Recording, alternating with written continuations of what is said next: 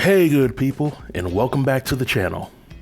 In this video, I'll be sharing yet another unpopular opinion, and this opinion is coming from the Netflix movie, A Jazzman's Blues. Now when I first saw this movie, I had some mixed feelings about it. Nevertheless, I posted my review in the community section on my channel page, and to sum it up, I felt that the movie was decent according to Tyler Perry's standards of filmmaking. I mean, the movie had some decent acting talent, the production didn't skip on the movie budget, and I didn't see any of the characters wearing bad wigs.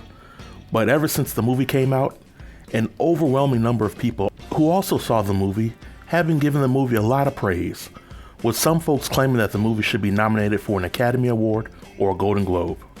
Well folks, I had to watch this movie a second time just to make sure that I hadn't missed anything or I wasn't going crazy.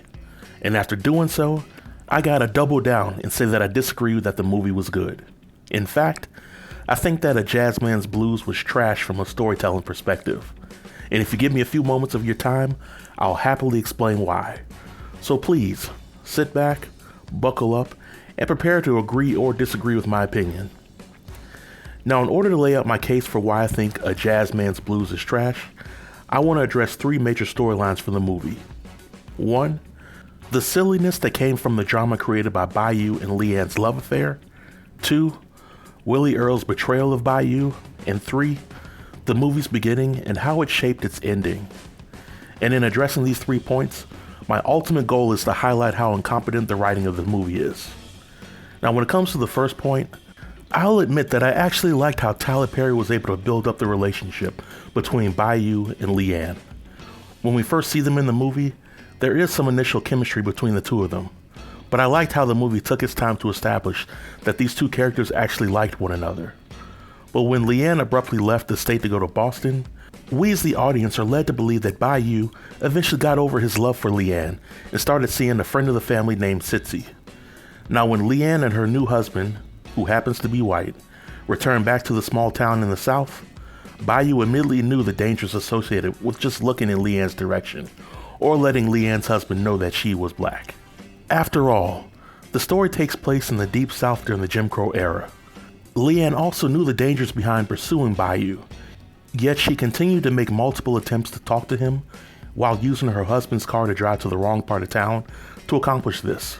Now my main issue up to this point of the movie was that the characters in the movie, mainly Leanne, were written to possess no type of common sense or sense of self-preservation. This is clearly demonstrated after Leanne got caught by the police in the wrong part of town for the first time. Luckily, Bayou passed by and he had enough sense to come up with a plan to cover for Leanne. But after that brush with danger, why would Leanne not just end things with Bayou right then and there? Once again, Bayou and Leanne know that if Leanne's husband just saw them talking to each other, it could mean death for Bayou. Why get Sitsi involved in passing notes to Bayou about meeting Bayou in the same place as before? Why would Leanne's mother try to get Bayou killed if she knew that Bayou's family knew her family secret and could spill it at any time? And after Bayou was chased out of town, why would he come back to a place where he knew there were people that wanted to kill him? I get that love is a powerful drug, but Bayou was fully aware of the risks behind coming back home, and he still did it anyway, despite being shown to have some base level of common sense throughout the movie.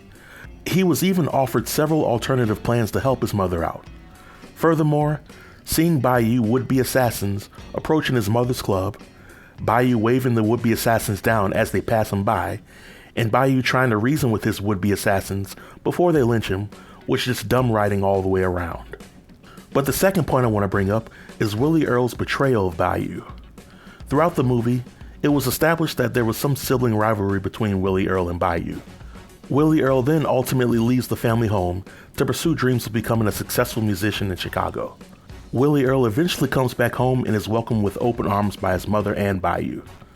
When the lynch mob comes for Bayou, Willie Earl and his manager help Bayou escape Georgia by going to Chicago. But once there, Bayou becomes a popular jazz singer while Willie Earl has to play second fiddle. Now I think it's important to mention that Willie Earl's downfall was completely caused by his drug use and sense of entitlement. And at no point in the movie did Bayou do anything shady towards Willie Earl, nor did Willie Earl give any indication that he was crazy enough to kill his brother. Throughout the majority of the movie, Willie Earl seemed to love his mother very dearly, and I have to ask a few questions. Why didn't Willie Earl bother to check in on his mother and make sure she was doing okay while he was in Chicago? Yeah, I know he was on drugs, but he was competent enough to get dressed and play in the band every night. I also think it's worth mentioning that Willie Earl seemed to be a high-functioning drug addict when he went to the police station to tell the good old boys where to find Bayou. But I think the next question I have is this. If Willie Earl's plan was to have Bayou killed, why not have it done in Chicago instead of back home where his mother, friends, and family would have to see his body? I know some folks are tempted to blame Willie Earl's action on drugs, but Willie Earl knew the dangers behind going back home, and he still went through with the plan anyway, despite having gained nothing from it. Willie Earl had already been fired from the band, and the death of Bayou would surely cause anybody who cared anything about him to want nothing to do with him anymore. I guess in short, Willie Earl's actions made no sense. And lastly, we have to address the ending. In the very beginning of the movie, Bayou's mother approaches the politician running for Congress with the request that he look into a murder that happened 40 years ago. This particular murder was alleged to have committed by the sheriff's office, and Bayou's mother only has handwritten letters to give to the politician to help solve the murder.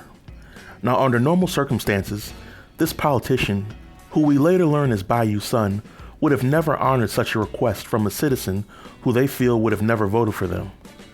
But the politician decides to read these letters, and the letters were written by Bayou to Leanne. Now, in my opinion, this type of storytelling worked in the movies like The Color Purple and The Notebook because the writer told the story from the main character's perspective. For example, in The Color Purple, Celie is recalling her experience as a child and adult in a letter to God with hopes that God will finally hear her and answer her prayers. We see this play out on film perfectly because it's coming from a first-person perspective. In The Notebook, an elderly Noah is reading his love story to his wife Allie because she has dementia and he's holding on to hope that she will remember who he is. We see their story play out on film and there are no issues. But in this movie, the politician is reading Bayou's letters to honor Hattie Mae's request. To me, this does not work because over the course of the film, we see scenes and events that were not written in the letters. And this is because after a certain time, Bayou stopped writing letters to Leanne, which further means that only us as the viewing audience are aware of what really happened in the story, while the politician is kept in the dark. To me, this is significant because at the end of the movie, the politician makes it seem like he saw the story unfold just like we did, and that it had a profound impact on him. He then goes to see his mother Leanne, who is in a nursing home and unable to talk to him. And this is how the movie ends. He doesn't try to find his grandmother to talk to her. He isn't shown walking back on his stance regarding his political beliefs.